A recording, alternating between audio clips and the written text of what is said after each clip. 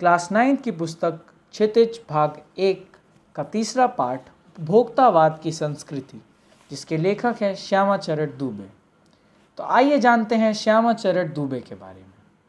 श्यामा चरण दुबे का जन्म सन 1922 में मध्य प्रदेश के बुंदेलखंड क्षेत्र में हुआ। उन्होंने नागपुर विश्वविद्यालय से मानव विज्ञान में PhD की। वे भारत के अग्रणी समाज वैज्ञानिक रहे हैं। उनका देहांत सन 1996 में हुआ। मानव और संस्कृति, परंपरा और इतिहास बोध, संस्कृति तथा शिक्षा, समाज और भविष्य, भारतीय ग्राम, संक्रमण की पीड़ा, विकास का समाजशास्त्र, समय और संस्कृति हिंदी में उनकी प्रमुख पुस्तकें हैं। प्रोफेसर दुबे ने विभिन्न विश्वविद्यालयों में अध्यापन किया तथा अनेक संस्थानों में प्रमुख पदों पर रहे। जीवन, समाज और संस्कृति के ज्वलंत विषयों पर उनके विश्लेषण एवं स्थापनाएं उल्लेखनीय हैं। भारत की जनजातियों और ग्रामीण समुदायों पर केंद्रित उनके लेखों ने बृहत समुदाय का ध्यान आकर्षित किया। वे जटिल विचारों को तार्किक विश्लेषण के साथ सहज भाषा में प्रस्तुत करते हैं। उपभोक्तावाद की संस्कृति। धीरे धीरे सब कुछ बदल रहा है। एक नई जीवन शैली अपना वर्चस्व स्थापित कर रही है। उसके साथ आ रहा है एक नया जीवन दर्शन, उपभोक्तावाद का दर्शन। उत्पादन बढ़ाने पर जोर है चारों ओर। यह उत्पादन आपके लिए है, आपके भोग के लिए, आपके सुख के लिए। सुख की व्याख्या बदल गई है। उपभोग भोग ही सुख है। एक सूक्ष्म बदलाव आया है नई स्थिति में। उत्पाद तो आपके लिए हैं, पर आप यह भूल जाते हैं कि जाने अनजाने आज के माहौल में आपका चरित्र भी बदल रहा है और आप उत्पाद को समर्पित होते जा रहे हैं। विलासिता की सामग्रियों से बाजार भरा पड़ा है, जो आपको लुभाने की जी तोड़ कोशिश में निरंतर लगी रहती है। दैनिक जीवन में काम आने वाली वस्तुएं को ही लीजिए। टूथपेस्ट चाहिए, यह दांतों को मोती जैसा चमकीला बनाता है, यह मुंह की दुर्गंध हटाता है, यह मसूड़ों को मजबूत करता है और यह पूर्ण सुरक्षा देता है। वह सब करके जो 3-4 पेस्ट अलग अलग करते हैं, किसी पेस्ट का मैजिक फॉर्मूला है। कोई बबूल या नीम के गुणों से भरपूर है, कोई ऋषि मुनियों द्वारा स्वीकृत तथा मान्य वनस्पति और खनिज तत्वों के मिश्रण से बना है। जो चाहे चुन लीजिए। यदि पेस्ट अच्छा है तो ब्रश भी अच्छा होना चाहिए। आकार, रंग, बनावट, पहुंच और सफाई की क्षमता में अलग अलग एक से बढ़कर एक। मुंह की दुर्गंध से बचने के लिए माउथ वॉश भी चाहिए।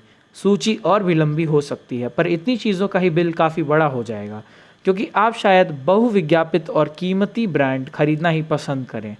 सौंदर्य प्रसाधनों की तो भीड़ चमत्कृत कर देने वाली है। हर माह उसमें नए नए उत्पाद जुड़ते जाते हैं।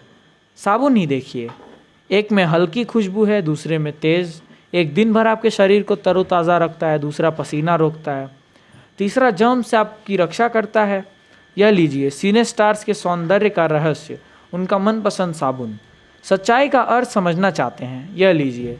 शरीर को पवित्र रखना चाहते हैं, यह लीजिए शुद्ध गंगाजल में बनी साबुन। चमड़ी को नर्म रखने के लिए यह लीजिए। महंगी है, पर आपके सौंदर्य में निखार ला देगी।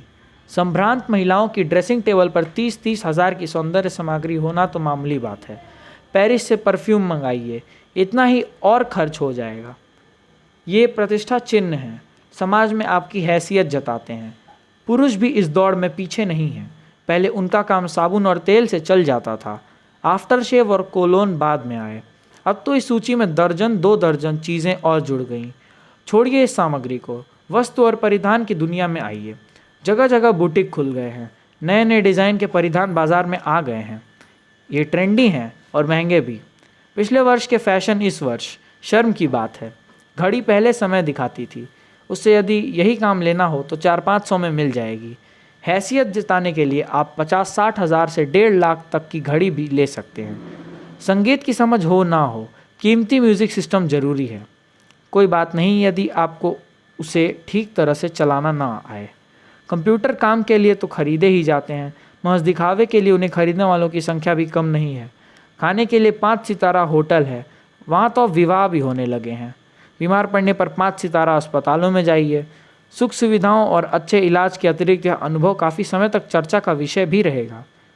पढ़ाई के लिए 5 सितारा पब्लिक स्कूल हैं। शीघ्र ही शायद कॉलेज और यूनिवर्सिटी भी बन जाएं। भारत में तो यह स्थिति अभी नहीं आई है, पर अमेरिका और यूरोप के कुछ देशों में आप मरने से पहले ही अपने अंतिम संस्कार और अनंत विश्राम का प्रबंध कर सकते हैं।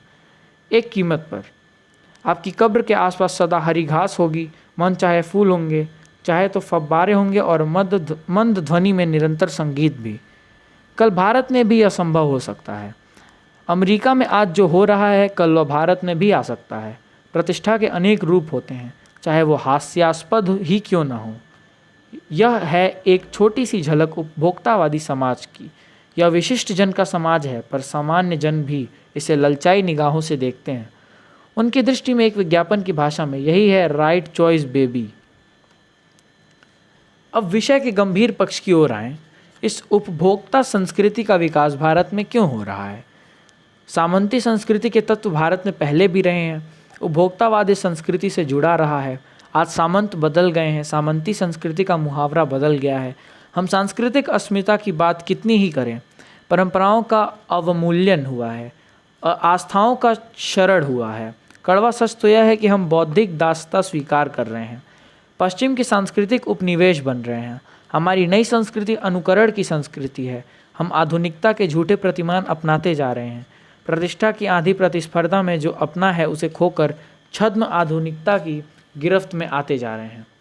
संस्कृति की नियंत्रक शक्तियों के क्षीण हो जाने के कारण हम दिग्भ्रमित हो रहे हैं। हमारा समाज ही अन्य निर्देशित होता जा रहा है। विज्ञापन और प्रसार के सूक्ष्म तंत्र हमारे मानसिकता बदल रहे हैं। उनमें सम्मोहन की शक्ति है, वशीकरण की भी। अंततः इस संस्कृति के फैलाव का परिणाम क्या होगा, यह गंभीर चिंता का विषय है। हमारी सीमित संसाधनों का घोर अपव्यय हो रहा है। जीवन की गुणवत्ता आलू के चिप्स से नहीं सुधरती, न बहुविज्ञापित शीतल पेयों से। भले ही वो अंतर्राष्ट्रीय हों, पिज्ज़ा और बर्गर कितने ही आधुनिक हों, हैं वे कूड़ा खाद्य। समाज में वर्गों की दूरी बढ़ रही है, सामाजिक सरोकारों में कमी आ रही है। जीवन स्तर का यह बढ़ता अंतर आक्रोश और अशांति को जन्म दे रहा है। जैसे जैसे दिखावे की यह संस्कृति फैलेगी, सामाजिक अशांति भी बढ़ेगी। हमारी सांस्कृतिक अस्मिता का हास्य तो हो ही रहा है, हम लक्ष्य भ्रम से भी पीड़ित हैं।